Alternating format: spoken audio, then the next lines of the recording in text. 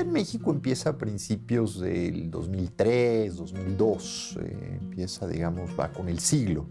Es un debate que ya viene de América Latina. En América Latina se está discutiendo desde los años 80. Hay algunos antecedentes en algunos congresos aislados, en investigaciones jurídicas, donde algunos ponentes ya empezaban a hablar de ciertos cambios en el derecho procesal penal. El proceso penal mexicano generaba estructuralmente violaciones a derechos fundamentales y no salvaguardaba adecuadamente el debido proceso.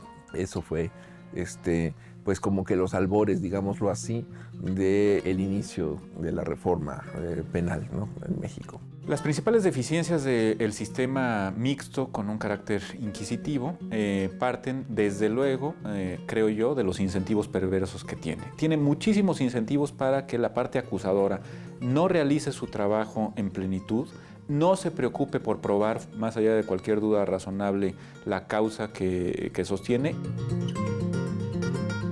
México, en la posición que tiene geográfica en Latinoamérica, la cercanía con Estados Unidos y pues la posición en general que tiene como país, no se podía entender cómo es que seguía manteniéndose en un sistema de este tipo. El papel de la sociedad civil organizada fue básico, fundamental. Prácticamente, si la sociedad civil no hubiera entrado de forma organizada en este tema en concreto, en un proyecto en concreto, seguramente no se hubiera dado. Dio oportunidad de decir, bueno, vamos a juntarnos a un grupo amplio de organizaciones civiles, académicas, profesionales, filantrópicas, y buscar un fin de hacer el cambio más profundo y a nivel nacional. Creo que uno de los grandes impulsores del debate fue mi equipo en ProDerecho. Conllevó a que formáramos una red de juicios orales. No es que el juicio oral era lo más importante de la reforma, sin embargo, era una cosa con la que la gente se podía identificar. La red es una participación, pero también tenía una participación activa, cuestionada o no cuestionada, USAID y también el gobierno, lógicamente, ¿no?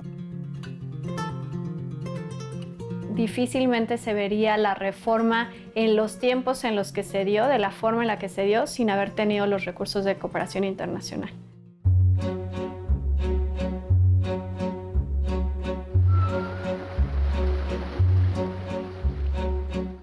En realidad el debate se empieza a tomar en serio a partir de 2003 y es, en mi opinión, el proyecto que elabora, que presenta el presidente Fox en ese momento, que empieza a circular por 2004-2005, el que detona de alguna manera el debate. Teníamos la seguridad pública, el proceso de procuración y obviamente el proceso de los juicios orales y del nuevo sistema de justicia penal, que implicaba pues, un nuevo código en ese momento federal de procedimientos penales. En algunas partes de la sociedad, en organizaciones de la sociedad civil, fue bien recibida.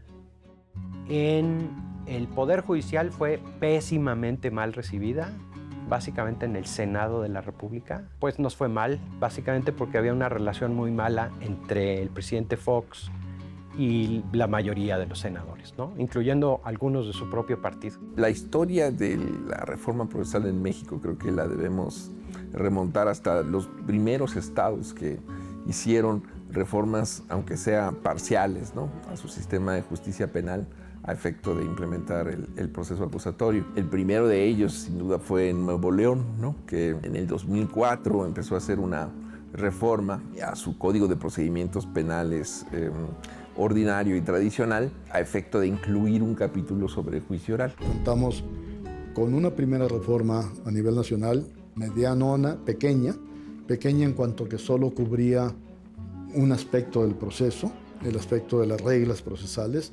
Fue el primer acto de autoridad que reconoció que el sistema de justicia penal en México no estaba funcionando. Los precursores de esta reforma son prácticamente las personas que estuvieron a cargo de las instituciones de seguridad pública, de procuración y administración de justicia en los estados, principalmente de Oaxaca, que fue quien empezó a diseñar el primer código de procedimientos penales. Posteriormente estuvo Chihuahua, Nuevo León, por supuesto. También estuvo Durango, Baja California, Morelos y Zacatecas. Fue la Marcha Blanca porque había una ola de inseguridad muy fuerte y entonces se aprovechó, digamos, toda esa energía social que se creó para promover la reforma y para convertirla en un tema de campaña, ¿no? En un tema importante en campaña. El tema, después de ser muy criticado en 2004-2005, entra como un elemento en todos los candidatos y las candidatas a la presidencia de la República en el 2006. Hubo un momento en donde el tema pasó de ser muy criticado y muy menospreciado a empezar a convertirse y a posicionarse ya en un tema de política pública importante.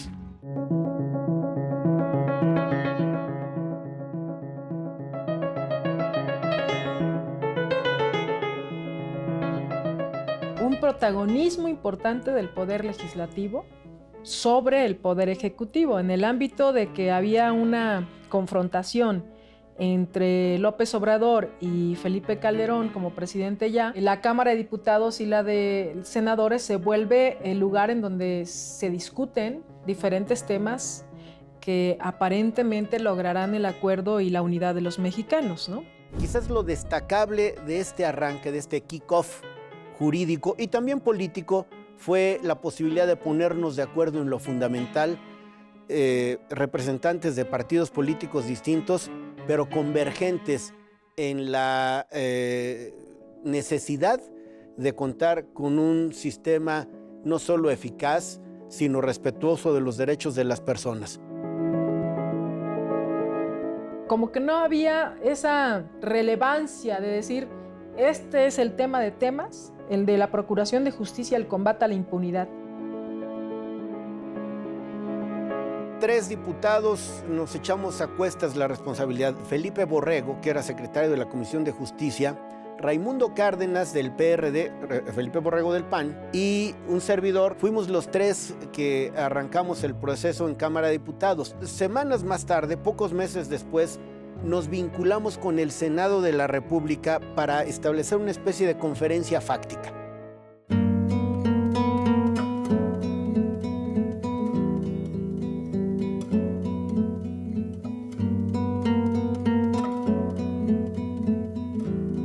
Teníamos un contraste de iniciativas. Teníamos una iniciativa que establece el debido proceso, tenemos una iniciativa, si bien asociada a cuestiones de seguridad pública, pues que establecía medidas restrictivas para el ciudadano, particularmente un régimen de excepción constitucionalizado de la delincuencia organizada. Y por señalar un ejemplo, pues la figura del arraigo, ¿no? Ciertamente había soluciones que fueron tomadas más bien por conciliar intereses muy divergentes, ¿no? De forma tal que bueno, la reforma no alcanza a tener pues toda la puridad de un sistema acusatorio a plenitud.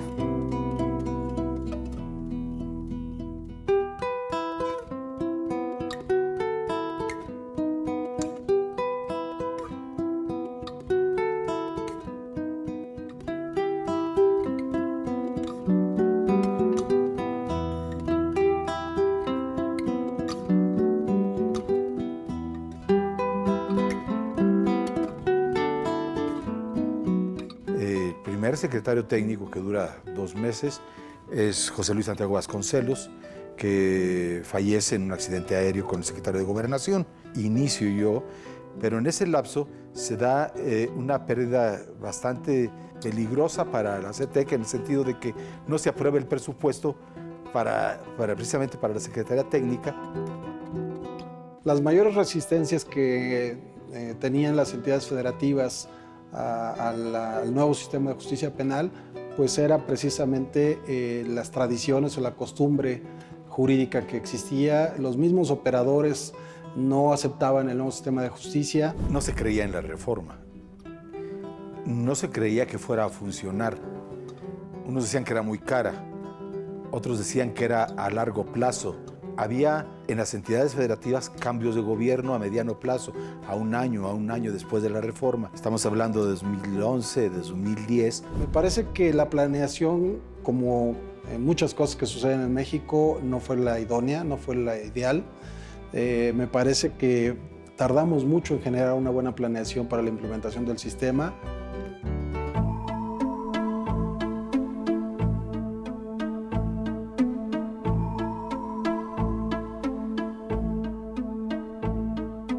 teníamos distintos niveles o distintas velocidades en la implementación. Estados muy avanzados y estados muy atrasados. Nos encontramos con enormes disparidades normativas, con enormes diferencias en la construcción de los modelos. La aprobación de una legislación procesal única, desde mi óptica, tendría que haber sido desde el inicio de esta reforma constitucional. Era un componente esencial. ¿Para qué? Para el aspecto de la implementación, pero también para el efecto de otorgar certeza a todos los ciudadanos. ¿Es una herramienta de política pública? Sí, yo creo que la codificación única era una herramienta de política pública fundamental para una debida implementación. Desafortunadamente, y lo digo todavía con nostalgia, el sentido de que sí estuvo en la mesa de debate, estuvo en las discusiones, y bueno, fue en las últimas, digamos, ejercicios o los últimos consensos donde evidentemente ese tema fue excluido de la reforma de 2008. Bueno, pues si lo queremos esto abrir a nivel nacional, la justicia nacional, la justicia en el país, había que hacer un solo código. Y de ahí es que otras organizaciones, pero México SOS como una de ellas y como una de las que empuja con fuerza esto, reúne un grupo de especialistas y prácticamente trabaja durante cientos de horas para integrar el primer código, no oficial por supuesto, el primer código de procedimientos, el primer código único, que así se llamaba en ese momento, de procedimientos penales. Surgió la iniciativa en el Senado de la República, surgió a partir de una propuesta que firmamos distintos grupos parlamentarios para reformar el artículo 73 constitucional y crear una norma de rango nacional. En estos momentos, yo creo que vamos a mucha carrera con las consecuencias que trae la prisa para poder llegar a la fecha límite del 18 de junio del 2016.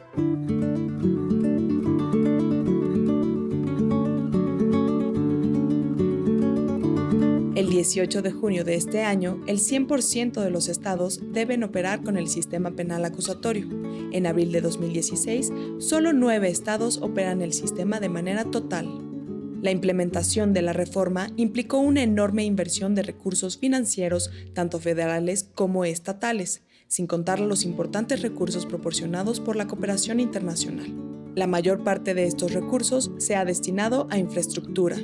Entre 2010 y 2015, la Secretaría Técnica del Consejo de Coordinación para la Implementación del Sistema de Justicia Penal ha distribuido 3.510.092.861 pesos para apoyar a las entidades federativas. También se cuenta con el Fideicomiso de Apoyo para la Implementación de la Reforma al Sistema de Justicia Penal, administrado por el Banco Nacional de Obras y Servicios Públicos, por 5,000 millones de pesos, así como el Fondo de Aportaciones para la Seguridad Pública y del Subsidio para el Fortalecimiento de la Seguridad Pública. El proceso de implementación se caracterizó por la improvisación y falta de voluntad política. Existió una ausencia de políticas públicas integrales y de coordinación interinstitucional.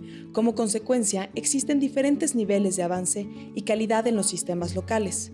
El constante cambio de autoridades ha generado también vulnerabilidad del proceso de implementación. En el orden federal, el proceso de implementación se dio con retraso, pues fue difícil coordinar a las instituciones federales de procuración e impartición de justicia. En caso de no atenderse las ausencias y fallas detectadas en el proceso de implementación, pueden impactar negativamente en la operación del sistema de justicia penal acusatorio y, en última instancia, amenazar su sustentabilidad en el tiempo.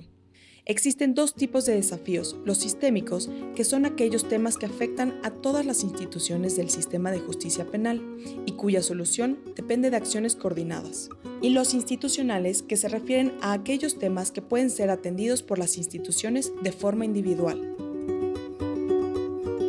El 19 de junio de 2016 es necesario contar con una estrategia nacional que atienda los riesgos para consolidar el sistema, que opere sobre 3 ámbitos.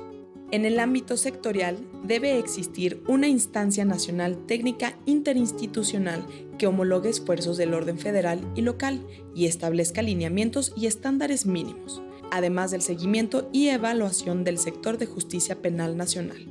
En el ámbito institucional, cada institución del orden federal y local debe retomar de forma obligatoria los lineamientos mínimos establecidos por la instancia nacional para el desarrollo de políticas integrales y su ejecución. En el ámbito ciudadano, el objetivo del Sistema Nacional de Impartición de Justicia será incidir en la experiencia del ciudadano frente al sistema de justicia a través del aumento en la percepción y confianza en las instituciones y de respuesta eficaz a los conflictos sociales.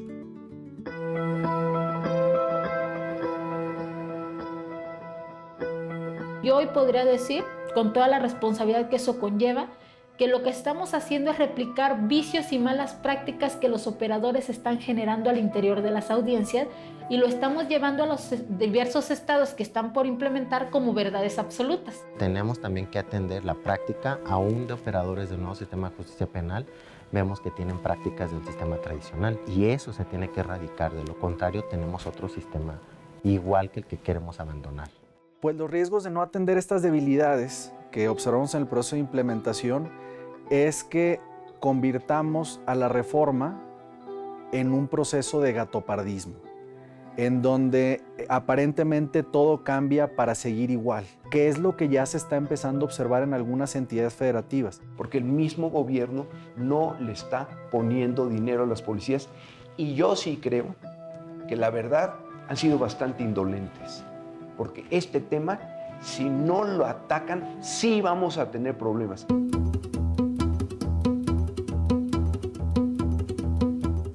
Obviamente no podemos decir que estamos preparados al 100%, ni tampoco podemos decir que donde se ha implementado ha sido ya un paraíso, pero ahora sí que comparado con qué, ¿no?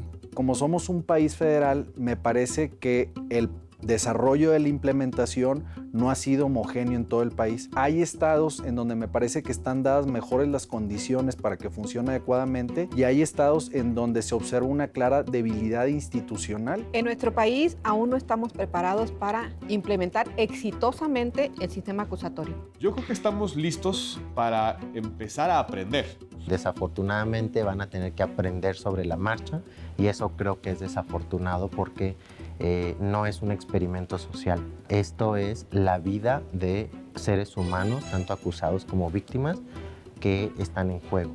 El futuro de la reforma yo veo que es promisorio y lo veo porque en este se están involucrando nuevas generaciones. Creo que hay muchos incentivos, si opera adecuadamente la reforma, para que cuente con el apoyo de las mayorías, sobre todo de las mayorías que generalmente se ven excluidas del acceso a la justicia. La reforma de un sistema de justicia es como cambiarle las llantas a una locomotora que está en marcha. Entonces, cambiarle las llantas a una locomotora que está en marcha trae un grado de dificultad per se.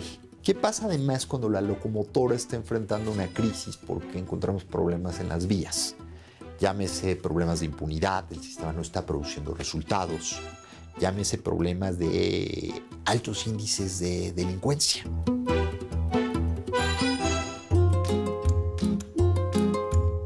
Yo ubicaría específicamente en mejorar las capacidades de investigación del Ministerio Público y la policía para que todas las personas tengan efectivamente el acceso a la justicia. Está pendiente muchos temas de capacitación, mucho recurso, las instituciones no tienen todo lo que debieran de tener.